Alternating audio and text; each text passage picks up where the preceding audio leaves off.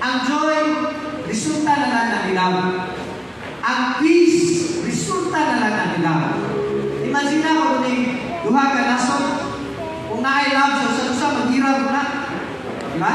Imagine na lang yung silingan, kung na-I love sa usa-usa, mag-away na. Okay? So, ang peace is the result of love. Malipayon ka, tungkol kay higugma ka. Malipayon ka, kay nahigugma ka. Forbearance, may nagkusod ka, tungkol kay higugma yung balang ang kusunod. Right?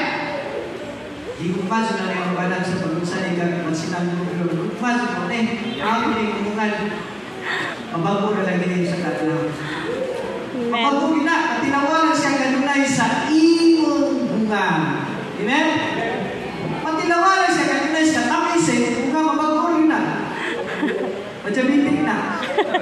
Hindi ka jabiting ka na, mananay lang isinigan, asawa na. Diba? Pastor ba?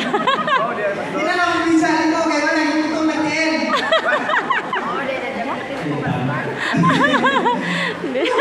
At kung sa lang na, sa love. Agoy. Pagkuri na.